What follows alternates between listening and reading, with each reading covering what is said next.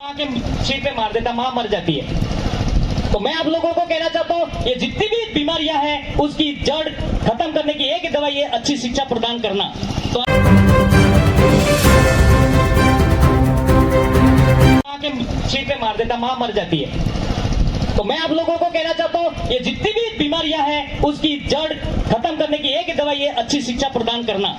तो आप लोगों से कहना चाहूंगा, कपड़े नहीं मिलेंगे, सब चीजें, आपको बहुत सारी समस्या पड़ेगी, लेकिन हमारे बच्चों को पूर्ण रूप से पूरी शिक्षा देना, तब जाके आपके हक अधिकार, जल जंगल जमीन और ये सभी बातें कर पाएंगे। नहीं तो 10वीं पास होकर गुजरात चले गए, 10वीं पास होते होते गाय राइडिंग करते करते मर गए, तो ये शिक्षा का कोई मतलब नहीं रहेगा। तो मैं आप लोगों से यही कहना चाहूंगा, और आने वाले समय में आप लोग, हम यही रहते हैं, बिछवाड़ा ब्लॉक के आसपास ही रहते हैं, आपके साथ हमेशा जुड़े रहते हैं। किसी भी माँ बाप को, हमारे गांव में किसी भी व्यक्ति को, जिन बच्चों के माँ बाप नहीं है, जिसके पिताजी नहीं है, गरीब स्थिति नहीं है, हम लोगों से संपर्क करिएगा। जिसकी फीस, इसके बारे में हम कोशिश करेंगे, इस लड़कों को पढ़ने से वंचित नहीं किया जाएगा। हम सब एक के साथ ही सहयोग करेंगे। जैसे कि राजू भाई ने कहा था, एक कोई बच्चा था, मुझे पता नहीं है, कि जिसकी बीएड में हो गया था, फीस नहीं हो रही थी, तो हमने एक पहल की राजू भाई के कहने पर, और उस बच्चे की हमने फीस पूरी की। तो ऐसे से हमने कई काम किए, लेकिन हमारे पास में क्या, अखबार हमारा नहीं है, मीडिया हमारा नहीं है, हमारी बातें छिप जाती है, और हम जैसे छोटे छोटे लोगों को भी कोई जानता नहीं है, हम जानते नहीं, लेकिन फिर भी हमारे माँ बाप ने पढ़ाया। आज मेरे 5 विषय मैंने एमए कर रखी है, मैंने पीएचडी चल रही है अभी इतिहास में मेरी। तो कहीं मैं उच्च शिक्षा ले रहा हूँ, तब जाके ये कुछ कर पा रहा हूँ। तो ये शिक्षा एक ही एक दवाई है, आप लोगों को यहाँ पे बोलना, सोचना, समझना सब सिखाएगी, और आप लोग सभी इस बात का ध्यान रखें। बहुत बहुत धन्यवाद संचालक महोदय। भील कालीबाई कलासवा लाइब्रेरी के उद्घाटन के अवसर पर डूंगरपुर बांसवाड़ा के युवा लाडले सांसद राजकुमार रोज साहब, सम्मानित मंच पर विराजमान कालीबाई कलासवा, सम्मानित जाजम, सबको जोहार। हमारे एरिया में कोई भी योजना, सरकारी योजना फेल क्यों हो जाती है, इसके बारे में हमको सोचने की जरूरत है। फेल इसलिए हो जाती है क्योंकि देश आजाद हुए 70-75 साल हो गए, और देश की जहाँ योजनाएं बनती हैं, जहाँ सारी देश की योजना बनती है, उस योजनाओं के अंदर हमारे एरिया का एक भी आदिवासी भाई इस एरिया का नहीं पहुंचा। इस कारण से हमारे एरिया की कोई भी योजना आती है जो फेल हो जाती है। जैसे योजना की बात करते हैं, प्रधानमंत्री आवास योजना की बात करते हैं, उसमें सरकार 1.5 लाख रुपए देती है, लेकिन जो पानी सोड़ा में आदमी रहता है, उसका सामान ले जाने में 1.5 लाख रुपए लग जाता है। तो आज इस अवसर पर मैं कहना चाहूंगा कि हमारा जो प्रशासन में भागीदारी बिल्कुल भी नगण्य के बराबर है या है ही नहीं। तो हमारे सांसद साहब बैठे हुए हैं, एक बिहार में सुपर 30 एक सिस्टम चलता है, जिसमें IAS IPS की कोचिंग होती है, तो उसी तर्ज पर हमारे एरिया में भी, TSP एरिया में भी एक सुपर 30 बनानी चाहिए, और ऐसे बच्चों की खोज करनी चाहिए जो IAS IPS बनने का जज्बा रखते हैं, जिससे हमारे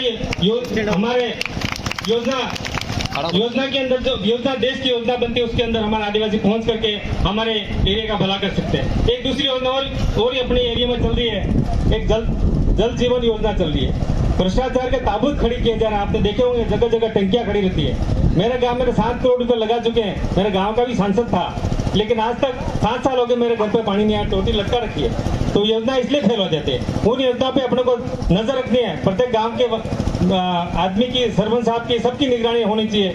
और आजकल क्योंकि एक अरविंद भाई का एक वीडियो, एक हास्य कलाकार का एक वीडियो वायरल हुआ था, ऑडियो वायरल हुआ, तो उस ऑडियो के वायरल होने से जो चोर थे उनके पेट में मरोड़ा चालू हो गई, और वो मुकदमा दर्ज कराने के लिए थाने में चले गए। तो ऐसा नहीं होना चाहिए। अभी सरपंच के चुनाव हो रहे हैं, तो उस सरपंच के चुनाव में हमको ऐसे आदमी को चयन करना चाहिए, एक राजू भाई जैसे, जो 1.5 साल के कम कार्यकाल के अंदर एक मिसाल पेश की है, और ये शिक्षा के क्षेत्र में बहुत बड़ी एक उदाहरण बनेगी, ऐसा मैं मानता हूँ। और ये मेरे ख्याल से पूरे भील प्रदेश में एक अपने लेवल का एक उदाहरण है। तो इस तरह से सारे सरपंच साहिबों को इनसे प्रेरणा लेकर के हम सबको विचार करना चाहिए। जब सरकार कक्षा 1 से लगा करके 8वीं तक का बच्चा बिना एक लाइन लिखे कर्मचारियों को पाबंद किया है, आपको पास ही करना है। इस स्थिति के अंदर एक सम्मानित सरपंच साहब ने ये तो लाइब्रेरी खोली है, बहुत बहुत धन्यवाद के पात्र है। कंपनी का वो दूध है जो पिएगा वो दहाड़ेगा। जो यहाँ पर लाइब्रेरी खोली, आसपास के बच्चे जो पढ़ेंगे तो कहीं न कहीं हमारे बच्चे अच्छी स्थिति में जाएंगे।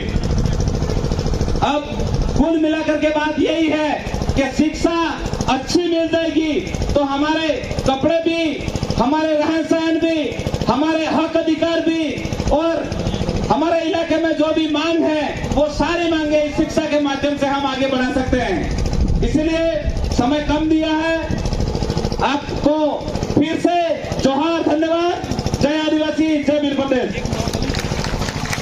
जोहार करता हूं। साथियों,